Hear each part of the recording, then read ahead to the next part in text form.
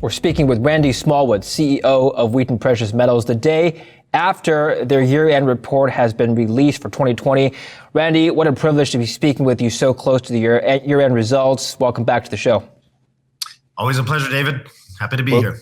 We're going to be going over these results and what they mean for the company, and something that you're doing differently. For the first time ever, you told me offline, you've released 10-year guidances for production, and we'll be going over that and what this means for investors. But first, I'd like to talk about the broad mining landscape and the metals environment. As you know, since last we spoke a month ago, the metals have continued to fall, precious metals in particular. I'd like to ask you, just not just from a macroeconomic perspective, but from a mining perspective, what are the biggest challenges and potentially threats to the mining and streaming industries? What keeps you up at night, Randy, if anything? Obviously commodity prices have come off of their peak last year. I do call it a bit of a pandemic bump, though. And when I still look at these prices, $1,700 per ounce of gold and good strong high 20s for silver, these are good prices. And the precious metals industry is still a very profitable industry. In fact, I would argue that precious metal industry is a very attractive business just from a business perspective outside of the exposure you get to precious metals. And so, as I said, I think we saw a bit of a bump in precious metal prices, and we've now come back off of as the risks have dropped off, and we've seen the light in terms of how we can hopefully manage this pandemic through the effective use of vaccines. That we're probably back to a situation where we're sort of normal, good, strong precious metal prices. And so, but as I see us at these kind of prices, good, strong, comfort in terms of all the financial metrics are strong in terms of going forward. And so very, very comfortable with where we are. Okay. Now, several bulls of the commodity space have cited diminishing supply over the long term as one of the reasons for why the metals prices would eventually rise way back up and beyond new all-time highs. Now, what's your take on this from a miner's perspective? Are you seeing any such supply crunch from the ground? Are reserves dwindling? There's no doubt. I used the phrase like the last time we talked, geological inflation. It is getting tougher and tougher to find assets, to find opportunities to grow. The exploration, we're having to go deeper to find these assets, these ore bodies. And we're having to get more and more creative about how we, sort of improve recoveries and stuff like that. But all you have to do is look at the average grade of the products being mined from any product, whether it's copper, whether it's gold, or anything like that. And the average grade of what's being mined is substantially lower than what it was 10 years, 20 years, 30 years ago. And that is all, again, driven by, as I like to say, geological inflation. It's getting tougher and tougher to find good projects. We're having to go farther afield. We're having to go deeper. And all that relates to costs, and so having good, solid, long life assets in this world against that backdrop is incredibly important. Okay, so then I'm just going to ask you how you plan to combat this geological inflation that you mentioned. How is it that you're able to offset diminishing supply and reserves in the ground with higher production?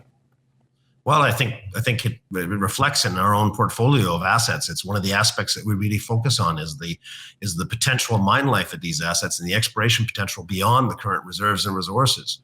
We've got over 30 years of reserves in our company, another 7 years of, in fact, that might even be higher now, but 7 years of measured and indicated resources and well over 20 years of inferred resources. You do that math. This company, even if we don't do any further acquisitions, we have good, strong production in this company for a long time. And of course, there's always going to be opportunities to continue reinvesting our capital back in. We're seeing, what we have seen in the last few months is a bit of a waking up on the base metal side with copper prices higher and base metal prices higher. All of a sudden, the base metal industry is looking to reinvest back into the ground.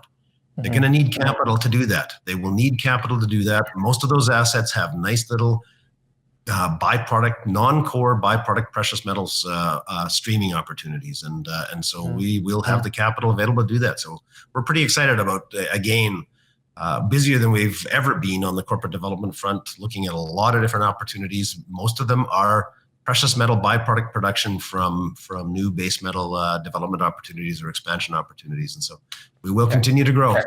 Randy, let me give you a hypothetical scenario. I think this is a fun little mental exercise here. So Is there, first of all, I love doing these. Is there enough reserve of gold from governments, institutions, industry around the world? What would happen if you stopped producing altogether? I'll give you an example. I was talking to a uranium producer the other day, and he's telling me there's currently no production of uranium right now in North America, yet the uranium price hasn't really moved. There's still a little bit of reserve for the power generators to use. And so let me ask you this. Let's suppose every single gold miner in the world just stops producing gold tomorrow. What's going to happen to the price?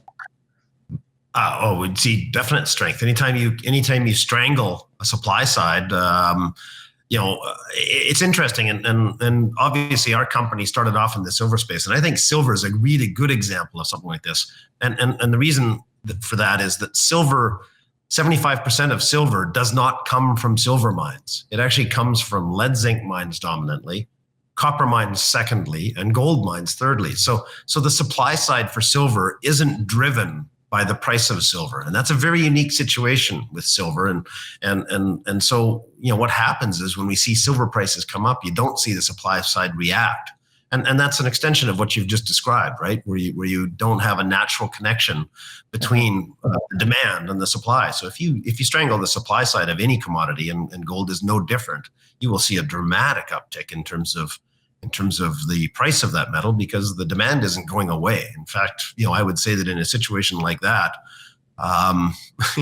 some would describe that as possibly something like chaos. At that point, that's where you really want to have gold as part of your portfolio. And so I would say that in a situation like that, your demand would even increase to counter some of the risks associated with whether we're brought on that supply side squeeze. And so silver it's one of the reasons it's such a volatile metal compared to gold, is that it doesn't have that natural equation of supply versus demand.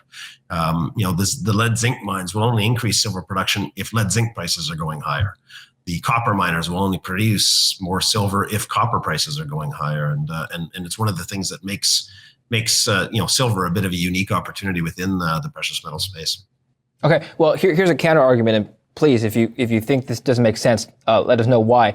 There's already enough gold in the world for it to be a monetary asset. It's however you want to describe gold as its utility, as a hedge against inflation, a replacement for fiat currencies, whatever you want to consider it. There's enough of that already out there for investors to pass around and trade on.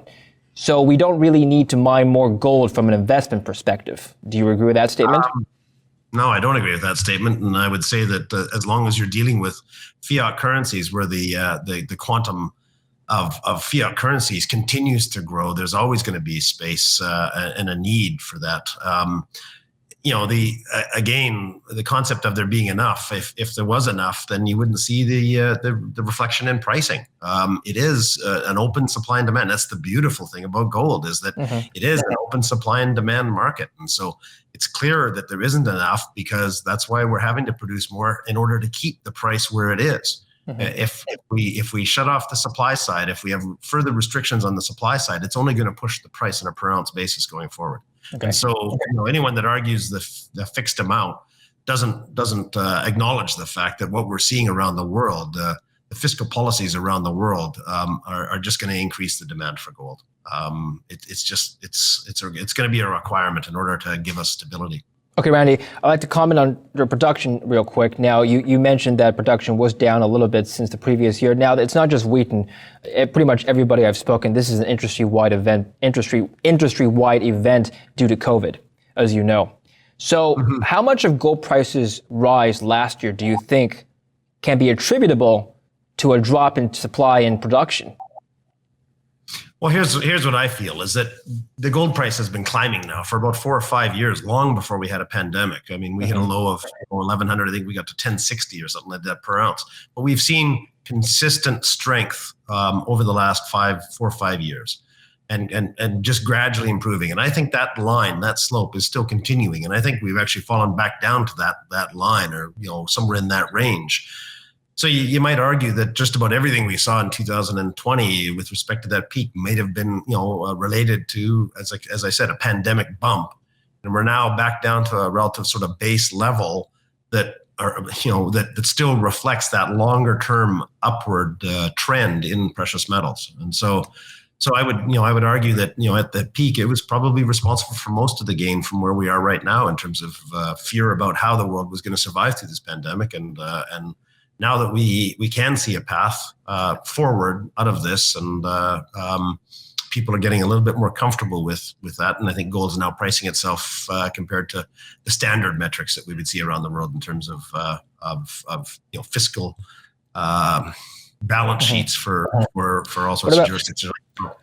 Well, look, again, Wheaton is not the only miner that I've talked to that plans to ramp up production this year and over the next couple of years. Do you think this increase of supply is going to weigh down on the gold price? Will that have any impact at all?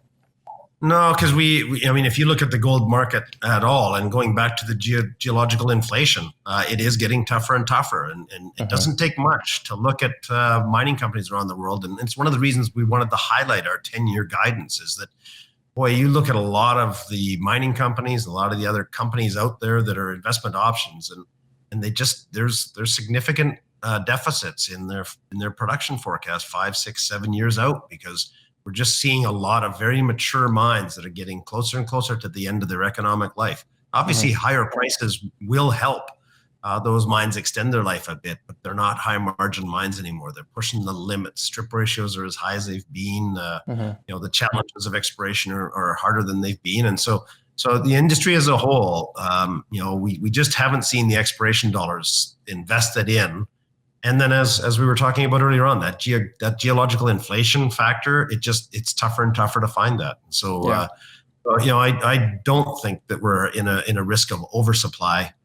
There's, the other side of it is that I do think the gold industry has done a pretty good job of staying pretty conservative on the M&A side in terms of how much they're willing to pay for growth. There's the decisions that are being made are still focused on relatively low gold prices, especially compared to even to today's spot price.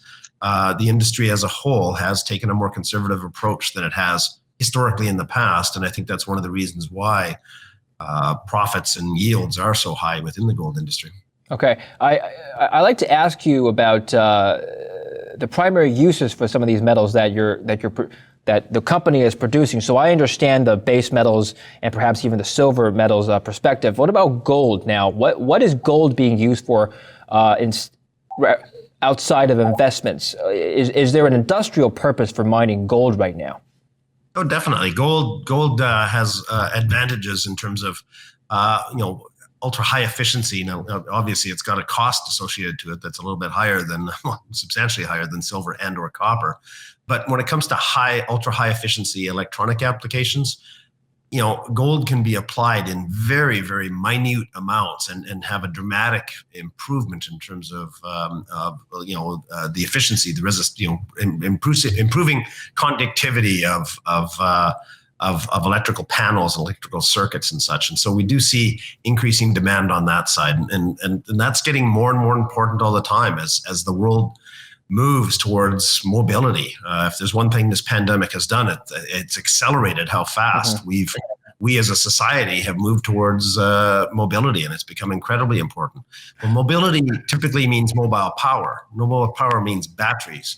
Batteries mean you either want to be incredibly efficient with how you're using your power, or you want to make sure you're getting the most out of that mobile power, and that's where precious metals comes into play. Both gold and silver conduct electricity better than copper.